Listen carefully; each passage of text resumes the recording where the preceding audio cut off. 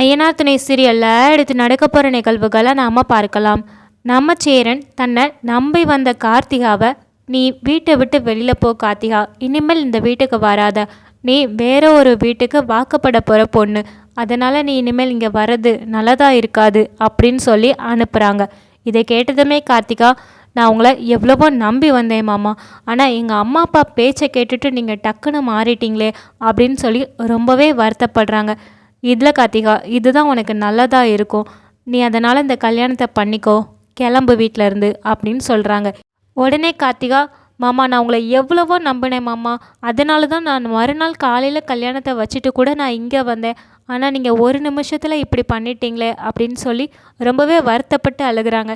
யார் என்ன செஞ்சாலும் சரி, நான் இந்த வீட்டை விட்டு போகவே மாட்டேன் அப்படின்னு இருக்கிறாங்க. உடனே அவங்க அம்மா அப்பா புரிஞ்சுக்கிடுதாங்க, நமக்காக தான் சேரன் இப்படி பண்ணுறாங்க அப்படின்னு.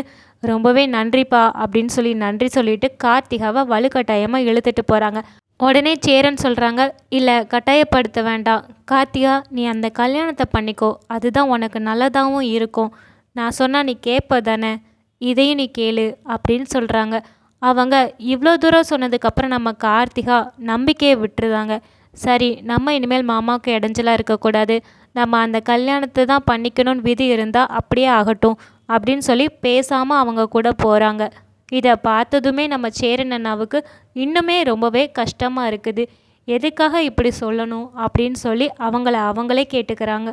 அவங்க போனதுமே நடேசன் சொல்கிறாங்க, டே, அந்த பொண்ணு எந்தளவு உன்னைய விரும்பி இருந்தால் காலையில் விடிஞ்சா கல்யாணத்தை வச்சுட்டு உன்னைய தேடி வந்திருப்பா, அப்படியேப்பட்ட பொண்ணு இப்படி அனுப்பிட்டியே அப்படின்னு சொல்கிறாங்க. உடனே சோழன், பாண்டியன், பல்லவன் 3 பேருமே கேட்குறாங்க, ஏன் அண்ணே இப்படி நீ சுயநலமாக முடிவெடுத்துட்ட, அவங்க மனசார தானே உன்னை தேடி வந்திருக்காங்க, அவங்க அம்மா அப்பா சொல்கிறத கேட்டு நீ என்ன முடிவு பண்ண, அவங்களுக்கு ஒரு ஆசை இருக்காதா, காலம் ஃபுல்லாக வாழ போகிறது அவங்க தான், நீ ஏன் அண்ணே இப்படி பண்ண அப்படின்னு சொல்கிறாங்க. இதை கேட்டதுமே சேரன், டே, இந்த வீடை பார்த்தியாடா, நம்மளை பார்த்தியா, நம்ம குடும்பத்தில் அவள் ஏன் வந்து கஷ்டப்படணும், அவள் எங்கே இருந்தாலும் நல்லா இருக்கணும், எனக்கு அது மட்டும்தான்டா வேணும் அப்படின்னு சொல்கிறாங்க.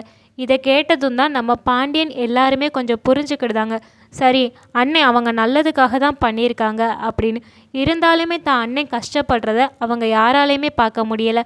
உடனே நிலா சொல்கிறாங்க, இல்லைண்ணே, அது என்ன தான் ஆயிருந்தாலுமே கார்த்திகா உங்களை முழுசாக விரும்புகிறாங்க, அப்படி இருக்கும்போது அவங்களுக்கு இந்த வீடோ இல்லை வேறு எந்த கஷ்டமோ அவங்களுக்கு தெரிஞ்சிருக்காது, நீங்கள் கொஞ்சம் யோசிச்சிருக்கலாம் அப்படின்னு நிலா சொல்கிறாங்க. இதை கேட்டதுமே நம்ம சேரன், இல்லைப்பா, நீ சொல்கிறது எல்லாமே சரிதான், ஆனால் இப்போ தெரியாது, இப்போ காதல் இருக்கும்போது தெரியாது, அவங்க இங்கே வீட்டுக்கு வந்து வாழும்போது அவளுக்கு என்னால் எதுவுமே சந்தோஷம் கொடுக்க முடியலை அப்படின்னா அப்போது நான் ரொம்பவே இன்னுமே காயப்படுவேன், அதுக்காக தான் நான் இப்படி பண்ணேன் அப்படின்னு சொல்கிறாங்க. இதை கேட்டதுமே நிலா, சரி அண்ணே, உங்கள் மனசுக்கு தோன்றதை பண்ணிட்டீங்க, ஆனால் நீங்கள் இப்போது சந்தோஷமாக இருக்கீங்களா அப்படின்னு சொல்லி கேட்குறாங்க. அதுக்கு நம்ம சேரனால் பதில் சொல்லவே முடியலை. சேரன்னா தனியாக அவங்க ரூமில் போய் ரொம்பவே வருத்தப்பட்டு அழுகிறாங்க. அதை எல்லாராலையுமே புரிஞ்சுக்கிட முடியுது.